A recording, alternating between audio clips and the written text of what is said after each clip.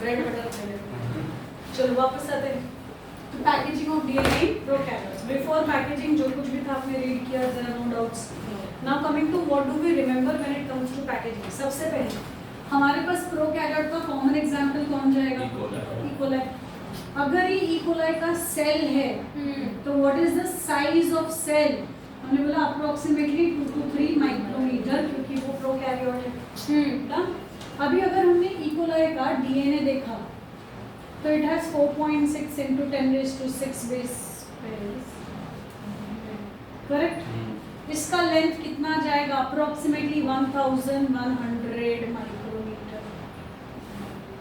अभी इमेजिन जो DNA 1100 micrometre का लेंथ रखता है उसको आपने कहाँ पैक करना था in a cell which is only 2 to 3 micrometre clear इसके लिए आपको डीएनए को क्या करना पड़ेगा coil super coil and condense simple अरे एक और तुम क्या पढ़ गए पहले कॉइल होता है फिर सुपर टेलीफोन वाले वाला वेरी गुड अभी सुनो तो जो डीएनए लंबा सा है somewhere around 1100 micrometre long correct उसको पहले बना दो circular yes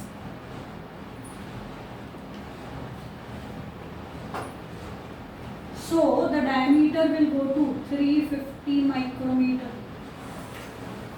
so directly from 1100 it changes to 350 micrometer खत्म उसके बाद हमने क्या किया हमने ऐड किया RNA plus histone like proteins और आरएनए और हिस्टोन लाइक प्रोटीन्स की वजह से इट विल फॉर्म लूप्स अब ये लूप कैसा जाएगा ये डीएनए था I am drawing it as a single line but it is actually double stranded ये क्लियर तो समझो यहाँ से उसने शुरू किया तो ये यहाँ पे आ गया फिर ये यहाँ से शुरू होगा यहाँ आएगा फिर यहाँ से शुरू होगा यहाँ आएगा so this is how it will form loops clear ये कौन था DNA which is coiled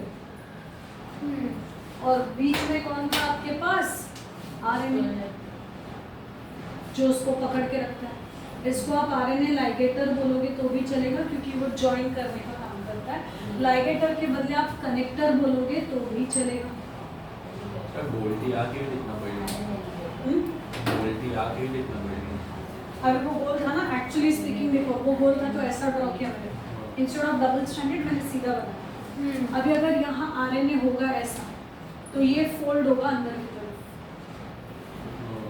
फिर यहीं से बाहर भी आएगा फिर से ये यहाँ अंदर फोल्ड होगा और फिर ये बाहर आएगा resulting in creating a loop clear now coming back क्योंकि ये लूप बन जाएगा इसका साइज छोटा हो जाएगा मैंने बड़ा ड्रॉ किया है बट एक्चुअली इसके कंपैरिजन में क्या हो जाएगा छोटा हो जाएगा from 350 micrometre it will go somewhere around 30 micrometre ये क्लियर ये जो हर एक सिंगल स्ट्रक्चर बना है उसको हमने बोला है लूप ऐसे कितने लूप होंगे there will be 40 to 50 loops loop के बदले you can also use the word domain but એક માં આપણે 6 મિનિટ બધું દોડા પડે તમે આપણે કેટલું ડ્રો કર્યું છે બેટા 6 એ રીતે અસલીમાં કેટલા હશે 40 to 50 લૂપ્સ લાઈક પૂરું સ્ટ્રક્ચર કે પેલા નહીં આવતું એક માં 6 હોય એ પૂરા સ્ટ્રક્ચર 40 to 50 હશે કે તે એક પેટલ્સ આ જે છે ને આ સિંગલ એને લૂપ કહેવાય જેને તમે પેટલ કહો છો that is actually known as loop એવા કેટલા લૂપ હશે 40 to 50 એક સર્કલ એક સર આપણે તો 6 બનાવ્યા આપણે 6 बनाया છે to make it easy but it is actually having 40 to 50 loops ये समझा हाँ अभी हर एक लूप को ये मैंने जो ऐसा बनाया it is actually nothing else but like this correct now this DNA will get coiled on itself जब वो कॉइल होके फिर अपने आप पे ही कॉइल करता है तो हम उसको वर्ड यूज करते हैं सुपर कॉइल क्लियर अब सुपर कॉइलिंग कैसे होगा तो हमने बोला देखो लूप था ऐसा get coiled like this, sorry, super coiled like this.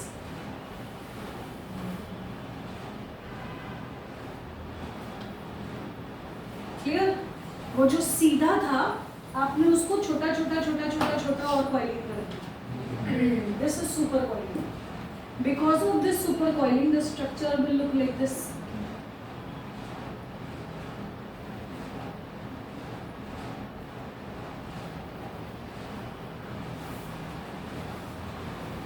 Clear? तो डीएनए ज्यादा आ गया इधर and therefore the size will decrease.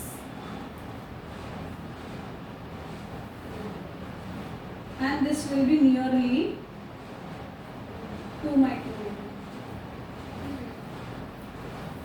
Clear? Now, ये एक दूसरे से जुड़ता है because of RNA. Correct? या RNA connector या ligator. यहाँ पे भी protein is involved in packaging.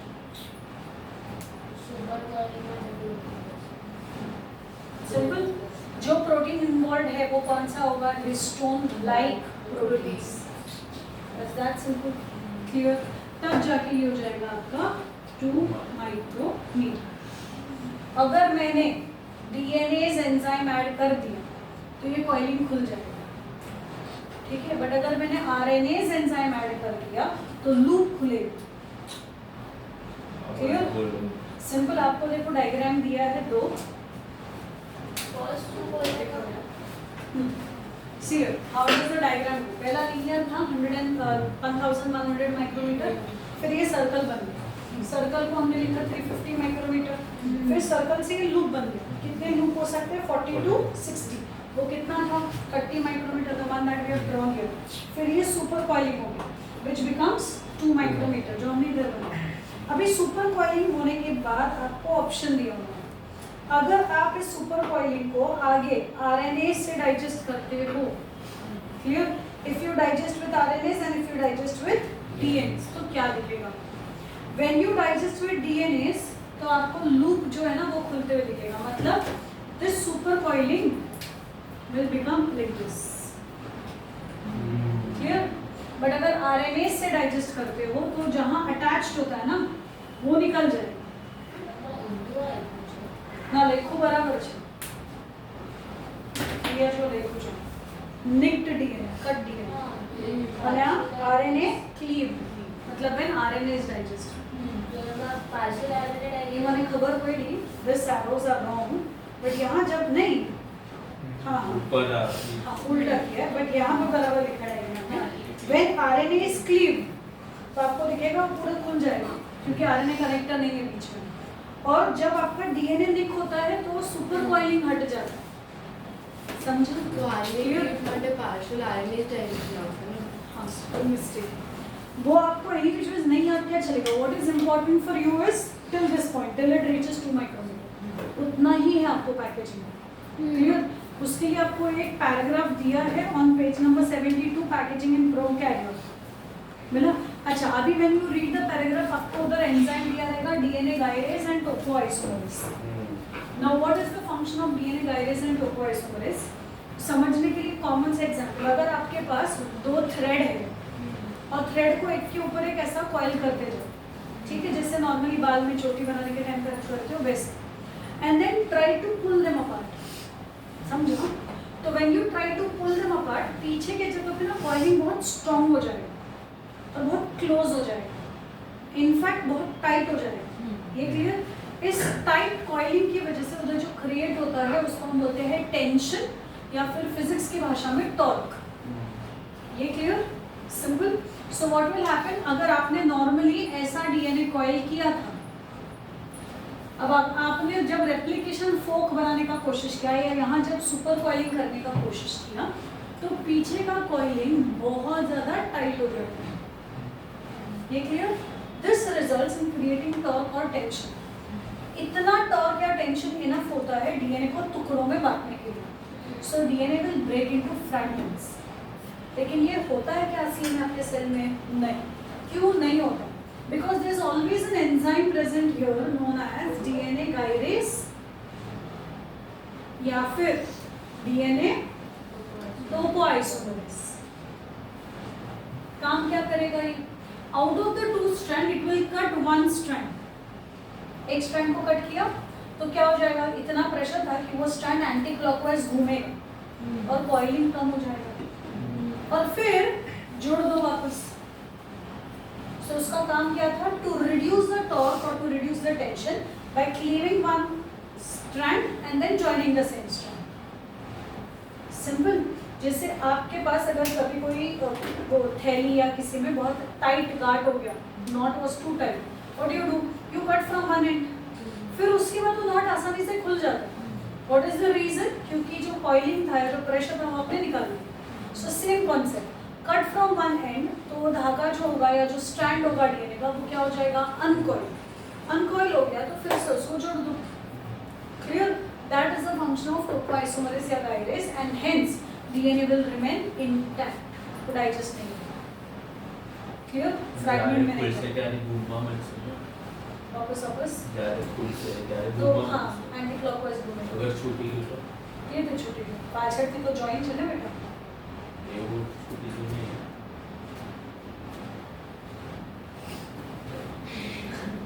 बाकी बाजू बाजू में हाइड्रोजन बॉन्ड से भी जुड़ा हुआ है, तो कहीं लॉस्ट नहीं होगा। क्लियर? कोई पैराग्राफ पढ़ लो, packaging of DNA in prokaryotes. सुगर यानोव्स्की एंड साराभाई नाम मिला? Hi. Now coming back to the point, why are you supposed to remember those two names? उसमें से इतना दिया, ये दोनों ने हमको ये बताया कि आरएनए से प्रोटीन बन रहा है, तो कहीं ना कहीं इंफॉर्मेशन आरएनए के न्यूक्लियोटाइड्स में है। Okay, site for storing this information lies in the sequence of nucleotide. हाँ, Smart Dhalwi. मतलब सी, जब डीएनए से आरएनए बना था तो कॉम्प्लीमेंट्री बेस पेयरिंग से आरएनए बना, correct? So we knew that the information was stored in the nucleotide sequence of DNA, which was then transferred into RNA. Now when RNA will be copied in the form of protein, तो information कैसे copy हो रहा है वो हमको नहीं पता। We had no idea when the protein is being made, तो अमीनो एसिड सीक्वेंस कौन डिसाइड करता है? तो यानोव्स्की एंड साराभाई ने बोला कि it is the sequence of nucleotides in mRNA that will decide the sequence of amino acid in protein. समझा कि mRNA में जो सीक्वेंस रहेगा वो बताएगा कि अमीनो एसिड का क्या सीक्वेंस रहेगा प्रोटीन। इतना ही हमें बताया। सिंपल। उधर हर किसी का ईयर भी दिया रहेगा, but it's okay if you don't remember the year. 1964। फिर क्रिक का भी आपको इन्फॉर्मेशन दिया रहेगा, उन्होंने क्रिप्टोग्राम बताया था, वो वाला पार्ट। उसके बाद आपको वो हरगोबिन खुराना, जॉर्ज कैमो, सबका दिया रहेगा। क्लियर? जैसे जॉर्ज कैमो इज 1954 मिला नीचे। फिर doctor Hargobind Khorana, Heinrich Matthaei, Marshall Nirenberg का नाम I guess, sorry Marshall Nirenberg का है, हेनरिच मथाई का नाम एनसीईआरटी में नहीं था, वो इधर है। उसके बाद सेवेरो ओचोआ जो हमने पढ़ा था वो भी उसमें दिया। जितना हमने डिटेल में पढ़ा था ना एनसीईआरटी में, सिर्फ 2 लाइन में दे दिया था, हमने डिटेल में पढ़ा था, पूरा डिटेल्स इसमें। मेरे को एक डाउट था, पर ये पूरा नाम लिखा था कि yes Is that simple? Genome clear हो गया। Haploid content of DNA in any particular cell or any particular nucleus. Simple. Yes. 46 chromosomes में से हैप्लॉइड कंटेंट हो गया 23, तो उसके अंदर जितना भी डीएनए आ गया that is together known as genome. Clear है ना? स्टडी ऑफ जीनोम को क्या बोलोगे? Genomics. तो ये उधर दिया रहेगा आपको द टर्म जीनोमिक्स, मतलब स्टडी ऑफ जीनोम। तो ह्यूमन जीनोम प्रोजेक्ट की वजह से जीनोमिक्स का बर्थ हुआ था। Now the question is genomics use कहाँ? At what all places can we use genomics? तो जब आप जीनोम पढ़ते हो तो आपने जीनोमिक्स बोल दिया उसको, आप प्लांट जीनोम को पढ़ के एग्रीकल्चर में यूज कर सकते थे। When we will study biotech you will understand, हम एक बैक्टीरिया का डीएनए चेंज कर सकते हैं, मतलब हम क्या चेंज कर रहे हैं उसका genome, genetic composition, simple.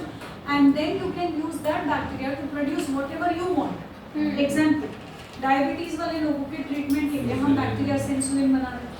Dwarfness को ट्रीट करने के लिए हम बैक्टीरिया से क्या बनवा के ले रहे हैं? Growth hormone. In order to treat kidney infection, तो किडनी का इन्फेक्शन होने या इंजरी होने पे एरिथ्रोपोइटिन नहीं बनता, सो हम बैक्टीरिया से एरिथ्रोपोइटिन बनाते हैं ताकि लोगों में एरिथ्रोपोइसिस हो सके, दैट इज आरबीसी फॉर्मेशन हो सके। देन कमिंग नेक्स्ट, प्रेगनेंसी के टाइम पे पेन रिड्यूस होना चाहिए, इसलिए हम बैक्टीरिया की मदद से क्या बनवा के लेते हैं, रिलैक्सिन, जो पेनलेस प्रेगनेंसी में यूज होता है। So coming, painless pregnancy completely pain free नहीं होता है, बट कंपैरेटिवली रिड्यूस हो जाता है। Now coming to the point, what do we understand,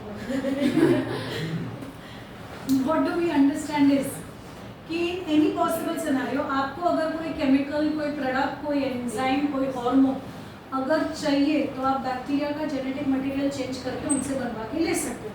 this is all possible because we have studied genomics. Simple. Next, अभी अगर एक प्लांट है, सोचो हमने जीनोमिक्स इस लेवल तक यूज कर लिया है using molecular biology and biotechnology. अगर नॉर्मली एक प्लांट पे इंसेक्ट आया तो क्या होगा, इंसेक्ट प्लांट को खाएगा और प्लांट डैमेज हो जाएगा या मर जाएगा। We have plants where insect will eat the plant and insect will die, plant will survive. ये समझो। I repeat again. There are plants which are insect resistant. Insect resistant मतलब अगर कोई इंसेक्ट या कोई पेस्ट प्लांट को खाने का कोशिश करता है तो इंसेक्ट मरेगा, प्लांट को कुछ नहीं होगा। Clear? So how is this possible?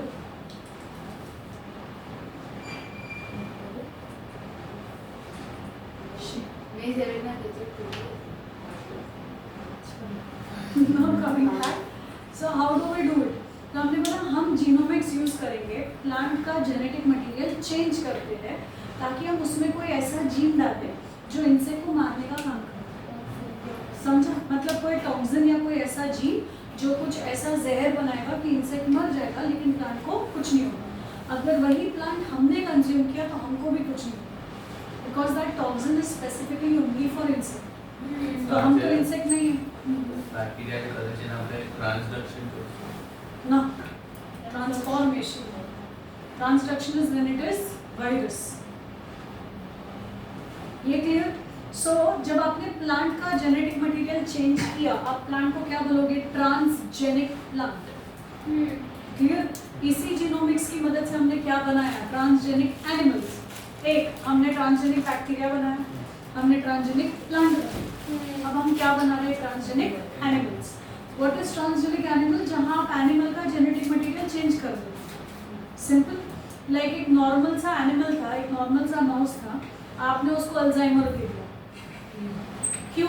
ताकि ये पता चले अल्जाइमर में ब्रेन में कौन कौन सा हिस्सा डैमेज हो रहा है, कौन से प्रोटीन का एक्यूमुलेशन हो रहा है, कौन से न्यूरॉन्स जल्दी मरते हैं, कहाँ कैविटी फॉर्मेशन होता है।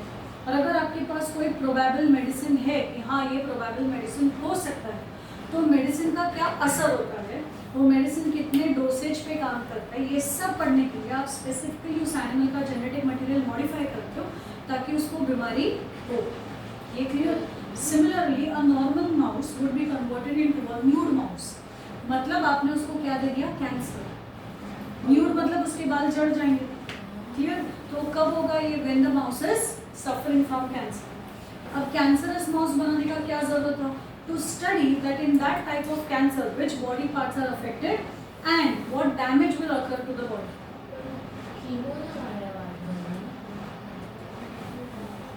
नहीं, whenever a person is suffering from cancer तो उसको क्या दिया जाता है, मेडिसिन्स। ठीक है, जो कैंसर को, कैंसरस सेल्स को मार देता है। ठीक है, अब ये मेडिसिन कीमोथेरेपी की वजह से हो सकता है, रेडियोथेरेपी की वजह से हो सकता है, किसी भी थेरेपी की वजह से हो सकता है ना। What are those therapy going to do? It will kill the cells which are fast dividing.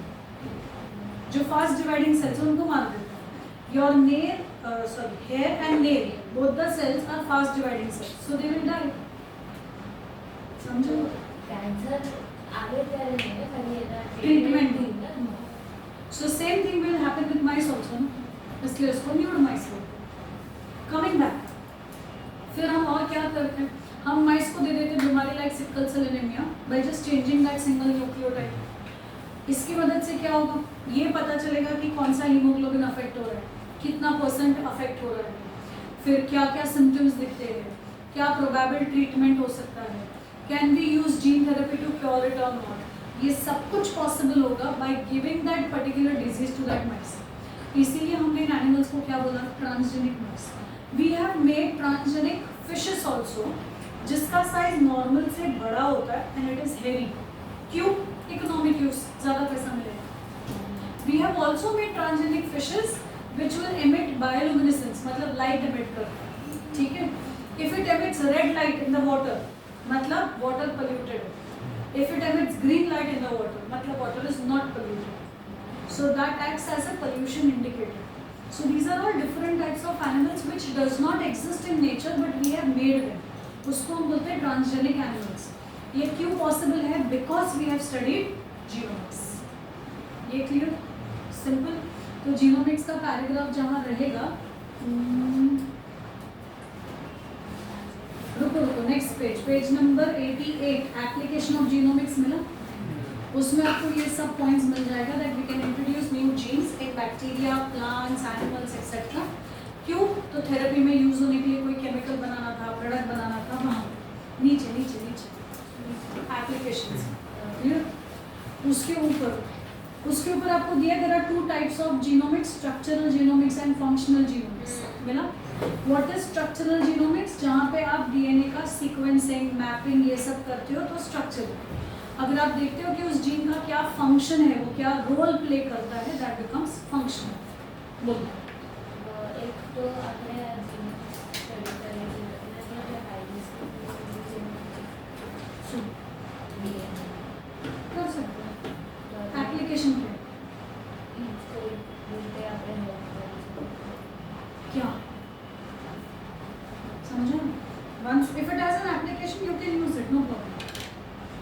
ऐसा जैसे हम वायरस को यूज कर सकते हैं जीन थेरेपी, तो वो एप्लीकेशन हो गया. एक बार चाहिए तो वो 2-3 पॉइंट है, कुछ देख लो, वो रीड कर दो. આપણે કોઈ માઇન્ડ જે રીતે ઓફસ્પ્રિંગમાં આપણે ચેન્જ થશે એમ્બ્રિયો સ્ટેજમાં ને રીતે કે પછી એ થોડું મોટું થઈ જાય પછી જવું एम्ब्रियॉनिक स्टेज, તો એ જ્યારે so that each and every cell will have the same change. एक बार वो बड़ा हो गया, उसके बाद उसमें चेंजेस जो रहेगा वो सब जगह नहीं चलता. वो 2 या 3 पॉइंट कुछ दिया है, देखो एप्लीकेशन ऑफ जीनोमिक्स में. You can read that. If you don't understand ask. Application में forensic analysis is DNA fingerprinting. VNTR के लिए प्रॉब्लम जीनोमिक्स ना हो जाता है.